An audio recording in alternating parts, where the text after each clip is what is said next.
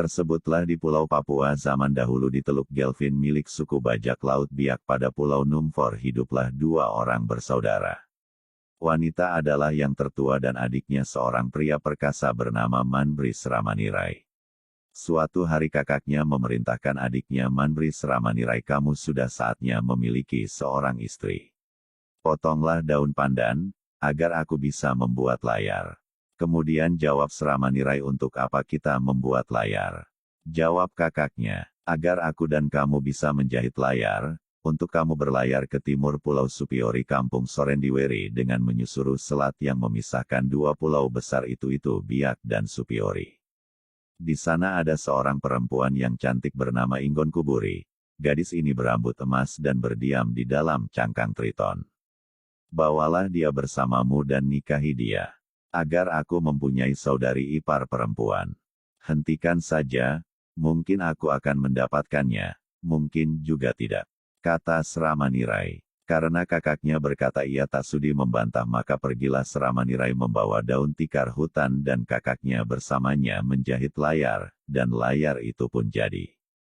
Perjalanan panjang penuh tantangan itu pun dimulai dari Pulau Numfor bagian barat teluk itu menuju arah timur. Lalu berlayarlah Mandis Ramanirai untuk menjemput wanita yang dimaksud oleh saudarinya itu di kampung Sorendiweri.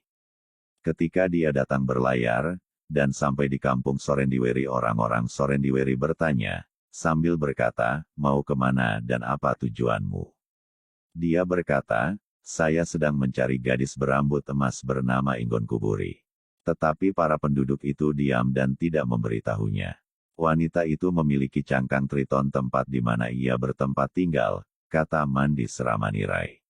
Ketika dia mencari dan mengambil cangkang Triton pada pantai tersebut, wanita lain tiba-tiba muncul dan berkata, saya Inggon Kuburi, itu cangkang Triton biasa di genggamanmu. Ramanirai kemudian melemparkan cangkang Triton biasa itu ke dalam perahunya dan dia membawa wanita pembohong itu bersamanya dan menikahinya. Dan wanita pembohong ini adalah Indowawerik. Jadi dia membawa pulang Indowawerik, dan menikahinya, dan cangkang Triton biasa yang dia buang itu pun terbawa dalam perahu layarnya. Triton biasa itu pun terbawa sampai di rumah Ramanirai. Kakaknya sangat bahagia bersama para penduduk di kampungnya atas keberhasilan Manbris Ramanirai. Pada suatu hari para penduduk bersama Manbris Ramanirai bersama-sama ke hutan untuk membuat kebun. Pada saat mereka meninggalkan rumah, Inggon Kuburi keluar untuk makan dan untuk mandi. Rambutnya seperti emas, tetapi sangat panjang seperti seorang putri. Dan kemudian angin mulai bertiup lembut. Dia menyukai angin. Dia berkata, angin yang bertiup di tanah ibu dan ayahku, mereka tidak tahu apa-apa. Mereka mengatakan bahwa saya telah datang dan menikah dengan seorang pria. Tapi tidak, saya hanya duduk di sana, saya belum menikah dengan pria. Seorang lelaki tua yang tidak bisa berjalan tidak pergi bersama orang-orang yang sedang ke hutan untuk bercocok tanam, ia hanya tinggal di rumah. Ketika dia mendengar seseorang berbicara, dia bangkit dan melihat Inggon Kuburi. Ketika dia melihat seorang wanita, lelaki tua itu berkata, itu adalah wanita yang benar-benar merdeka dan ia sesungguhnya.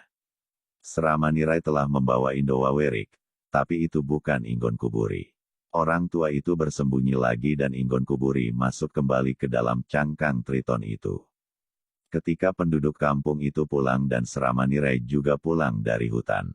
Lalu lelaki tua itu memanggil Ramanirai, bawalah tembakau, pinang dan sirih dan aku akan makan bersamamu. Ramanirai berkata, apa yang dimiliki lelaki tua itu hari ini sehingga dia memanggilku? Indowawerik sudah berpikir, orang tua itu berbicara tentang Inggon Kuburi. Saat Inggon Kuburi mandi, dia menyisir rambutnya dan satu helai rambut rontok. Ketika Inggon Kuburi sudah masuk ke dalam cangkangnya, lelaki tua itu segera mengambilnya. Lelaki tua itu menunjukkan rambut itu pada Ramanirai dan berkata, ini adalah rambut Inggon Kuburi. Inggon Kuburi yang asli ada di dalam cangkangnya. Kamu salah menikah dengan Indowawerik. Perempuan itu berbohong kepada kamu. Ramanirai berkata, baiklah, tunggu, Besok aku akan berpura-pura pergi ke hutan, lalu aku akan kembali dan bersembunyi di bawah perahuku lalu aku akan menemuinya saat dia keluar lagi. Dia menyembunyikan dirinya sampai tengah hari dan tidak berbicara, dia diam. Pada siang hari, Inggon Kuburi keluar, dia makan, dia mandi, dia berjalan di sekitar rumah, dia berbicara, berkata pada angin. Oh, angin yang bertiup ibu dan ayahku, mereka tidak tahu apa-apa. Mereka mengira bahwa saya telah datang dan menikah dengan seorang pria. Tapi tidak, saya hanya duduk di sana, saya belum menikah dengan seorang pria. Dan kemudian Seramanirai melompat dan meraih tangan Inggon Kuburi sambil berkata, "Kenapa kamu menyembunyikan dirimu di dalam cangkang Triton itu?" Wanita itu berkata, "Mengapa kamu membawaku dan mengapa kamu menikah dengan Indowawerik?" Seramanirai berkata, "Sudah berakhir.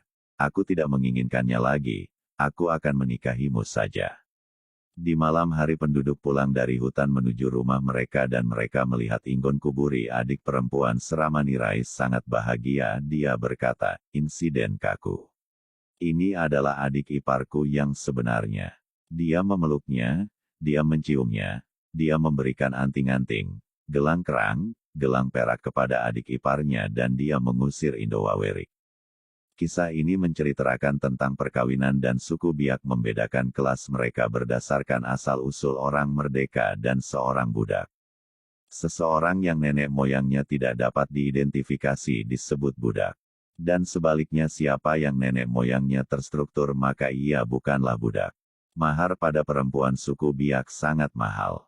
Jika budak yang diangkat sebagai anak maka disebut air perak dan bukan emas. Karena emas adalah inseren sesungguhnya atau bin kaku. Oleh Ahuting Haarlem Netherlands tahun 1907. Diceritakan kembali oleh Manfasfaskan Kain Kakara Menudoyadori Mansoben Frans Wompere, tahun 2024.